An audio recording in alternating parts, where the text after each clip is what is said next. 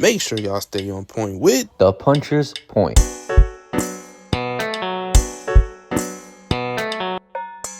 What is good, y'all? Welcome back to the Puncher's Point. First of all, I don't know what I experienced, but let me tell you something. I gotta start clapping. First of all, shout out to Chris Eubank Jr. Shout out to Conor Benn. That was an amazing fight. That is one for the history books. That is a legendary fight that exceeded what the fathers did, and overall, unbelievable between these two. But regardless, Chris Eubank Jr. gives Conor Benn his first ever professional career loss. He beats him by unanimous decision, 116, 112 across all three judges' scorecards. But let me tell you something, that does not matter. What matters here is that Chris Eubank Jr. and Conor Benn went to war. Absolute war, and these two brought it.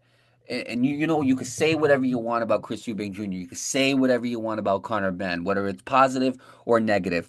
But I'm sorry, if you're a boxing fan, you cannot look at that fight and say those two are not warriors. Oh, those two tore the house down, and they did it in Tottenham Stadium at that, in front of thousands of people. Every single fan that was watching that fight got their money's worth. I'm gonna say that right now.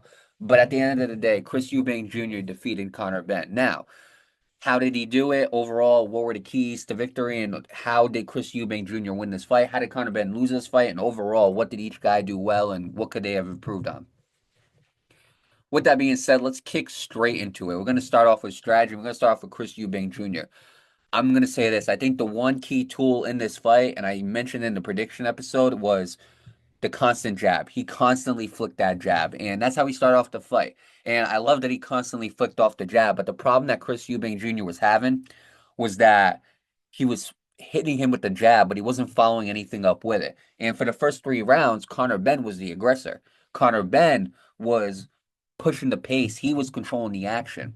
And there was a moment in round 3 where Conor Benn clipped him with a left hook and he rocked him. And he rocked Chris Eubank Jr. And we're thinking, we're like, here we go.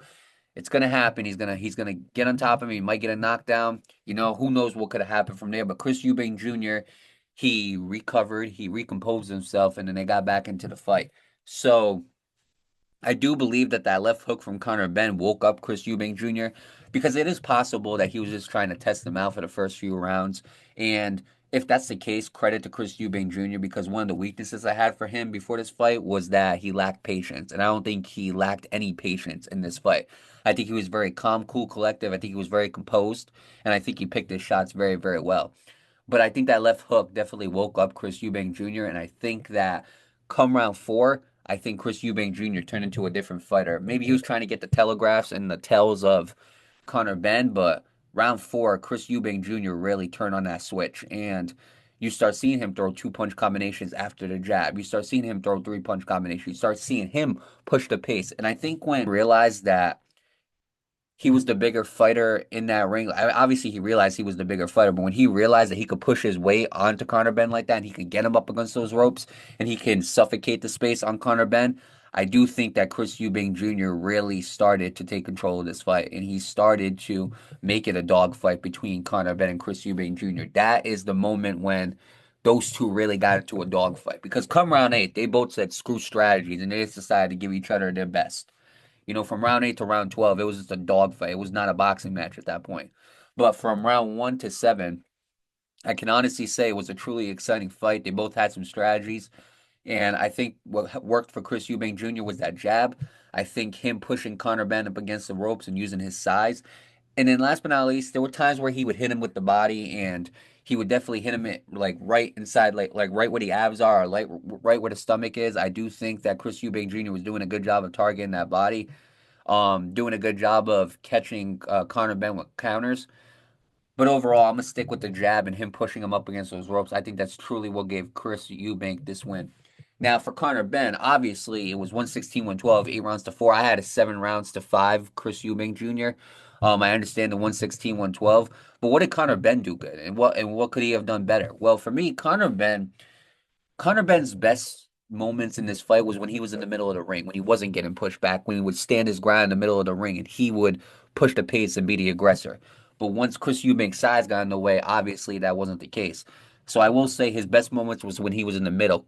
Conor Benn, his jab was working. He kind of led away from it. He was kind of relying on his power punches to kind of get him this win. And I understand that they were going to get you that win, but you also had to throw some jabs.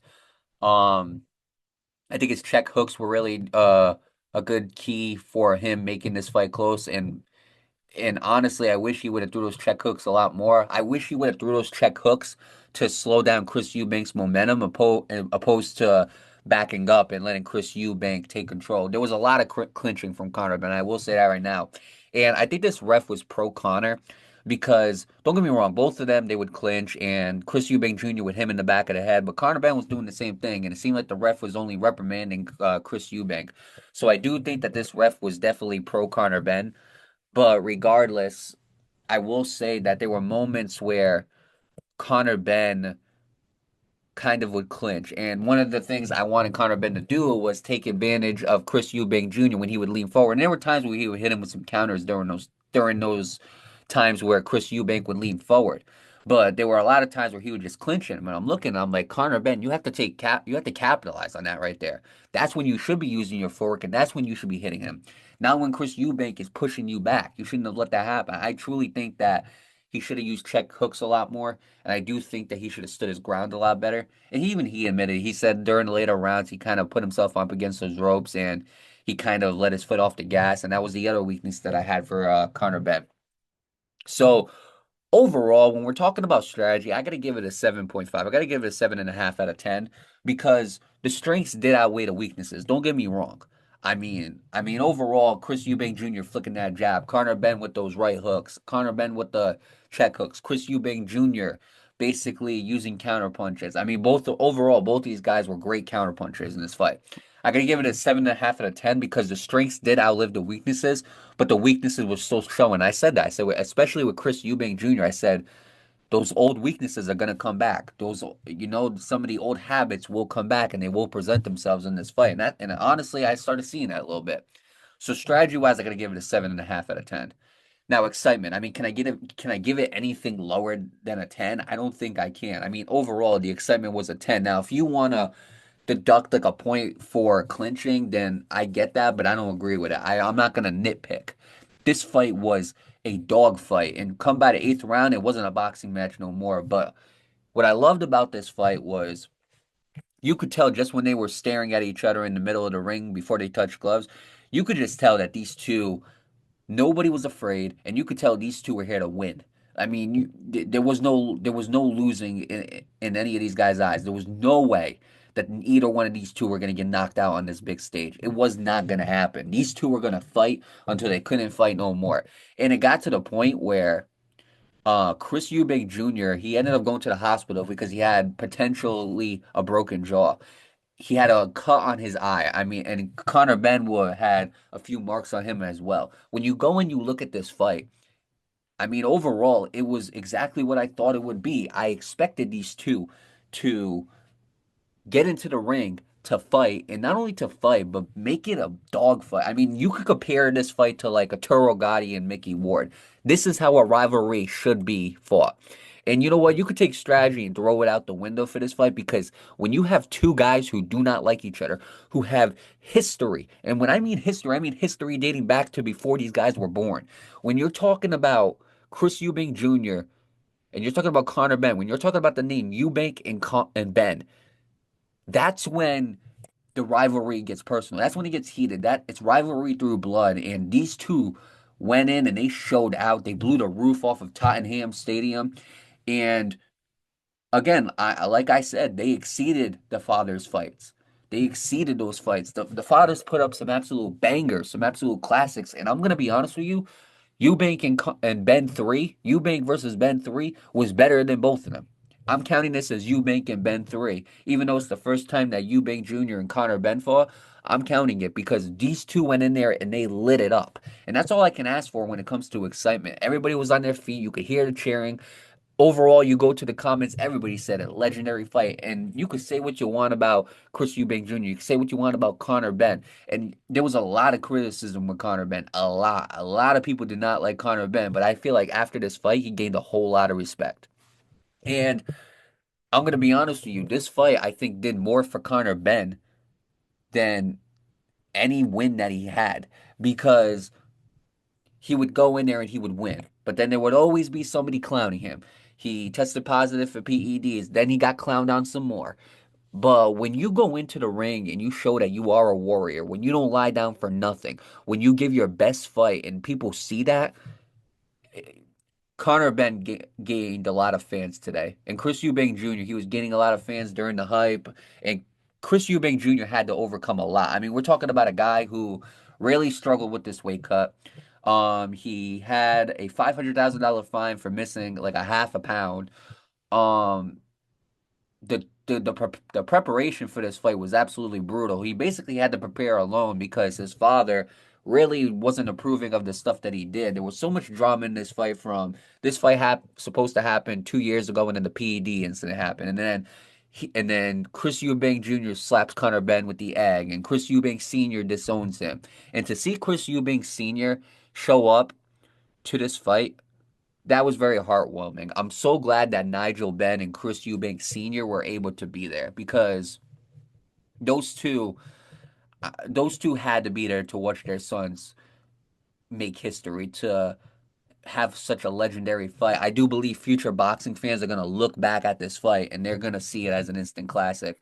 I do believe it's up there with Arturo Gatti and Mickey Ward, Sugar Ray Leonard and Roberto Duran, Ali and Frazier. It is that exciting.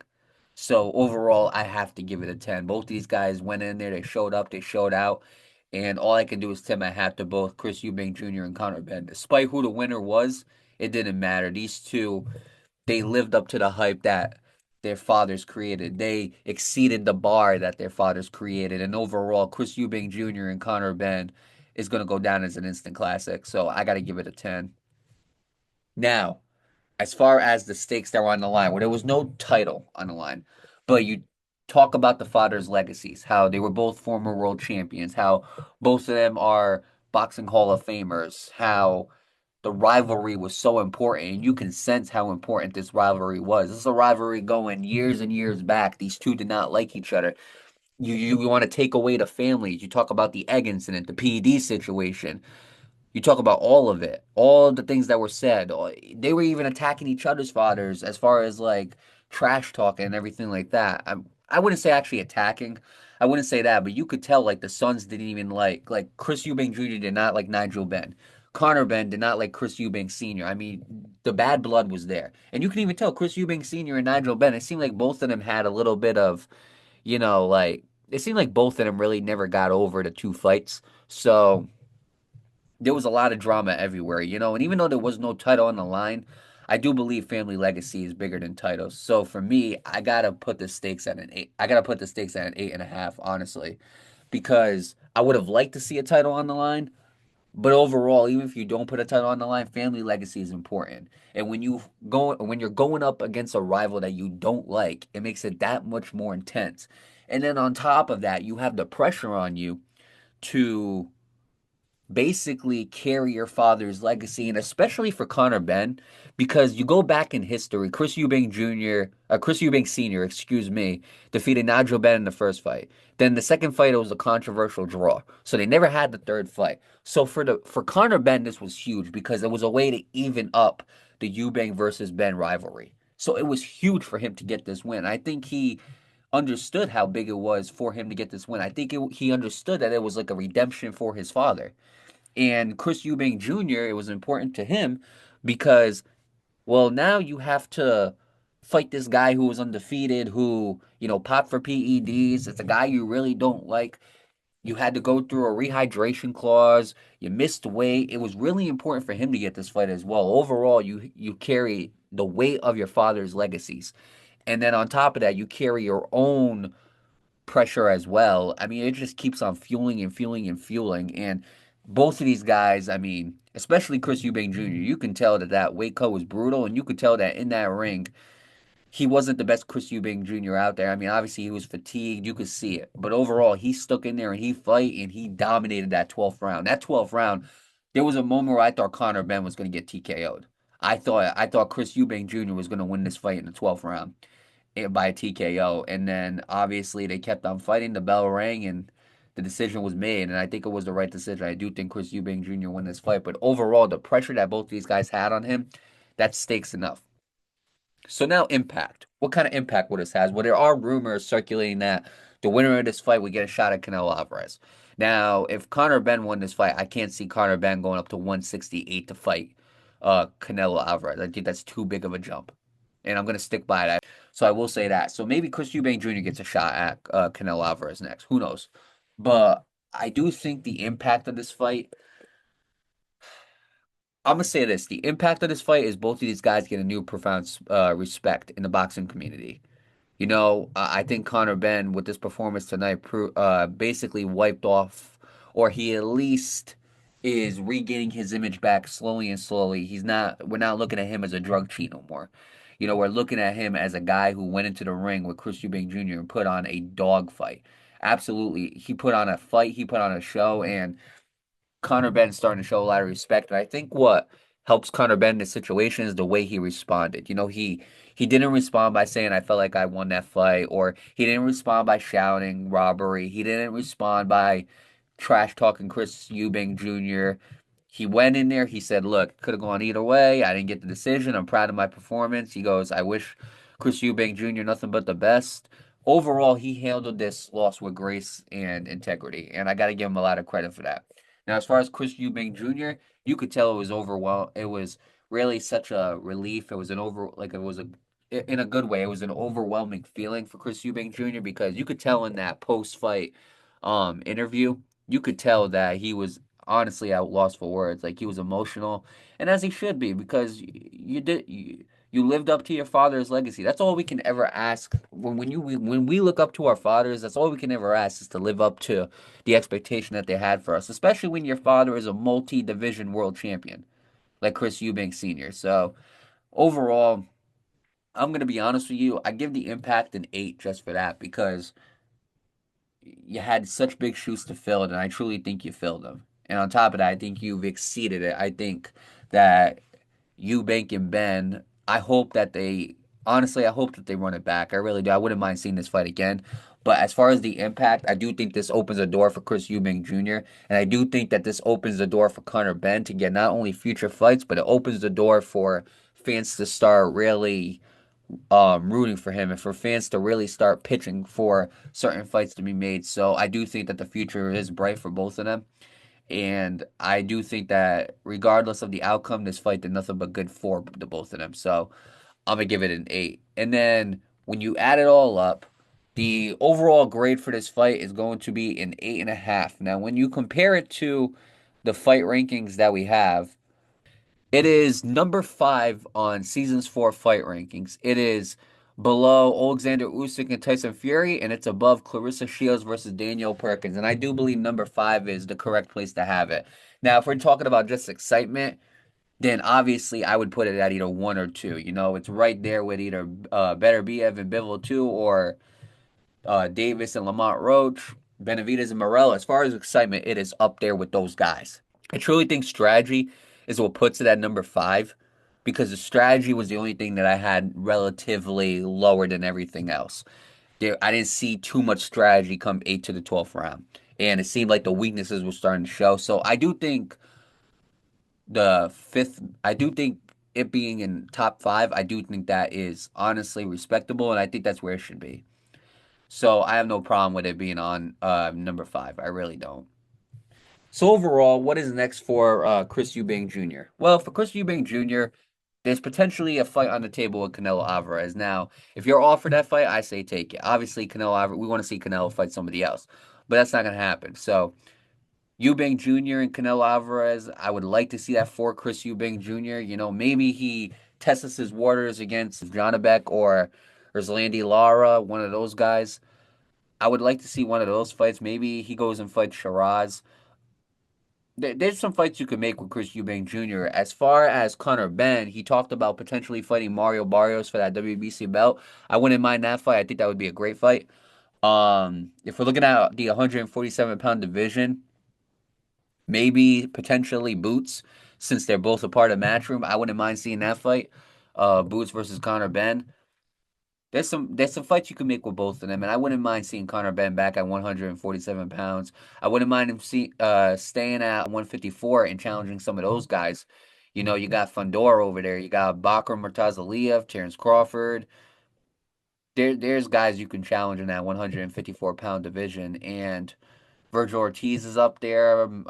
Israel Madrimov is a matchroom fighter. So there's definitely a lot of fights you can make at 154 with Conor Benn. But in my opinion, I would either want to see these two run it back, or I would like to see Conor Benn fight Mario Barrios for that WBC belt 147, or Chris Eubank Jr. versus Canelo Alvarez. That's what I would like to see. Now, a lot of y'all are gonna give me hate in the comments for saying Canelo Alvarez, but overall, I'm not saying Chris Eubank Jr. earned a Canelo Alvarez fight with this win, but what I am saying is if he's gonna test his waters at 168, Canelo Alvarez, there were the rumors speculating about him potentially offering him a fight before, and obviously those rumors were shut down. But maybe we start making those rumors true, and you get Eubank Jr. versus Canelo Alvarez. I do think it would be a decent fight. Or I would like to see him and Janabek, Shiraz. There's so many fights you can make with both of these guys.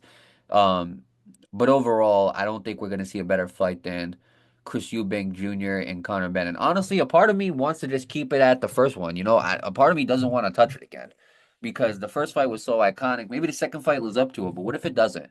You know, um, what if Eubank Jr. wins it again? Maybe something better happens. Maybe Conor Benn wins the second fight, and then they do a trilogy. Who knows? But a part of me feels like this fight was so good that I don't think I would want to see it again because I want to remember it for what I just saw today, which was an instant classic between Eubank Jr. and Conor Benn. So overall, there's so many things you can do, but I do think that regardless of what happens, both of these guys got a bright future. And I know Chris Eubank Jr. is on the older side, but it seems like he's really hitting his prime right now. So I would like to see him take advantage of that. And as far as Conor Benn, I know you have a loss, but I mean, he held his head high. He took the loss like a true champion would, and I can't be upset with it. I do think Conor Benn, the future is bright for him. He's only 28 years old, so hopefully he learns from this fight and hopefully he grows from it. But with that being said, I do want to end this by saying Chris Eubank Jr., congratulations. Conor Benn, great fight. Keep your head up. And overall, I just salute those two guys for putting on an instant classic. And with that being said, it's time we log off of the Puncher's Point. Make sure y'all continue to tune into the content on all the social medias. Make sure y'all continue to tune into the YouTube. Okay, trust me, I be seeing the views. Make sure y'all definitely continue to tune into the YouTube. Make sure y'all continue to the podcast if you can't get to the YouTube. Make sure y'all continue to tune in to anything the Puncher's Point. And last but not least, make sure y'all stay on point with the Puncher's Point.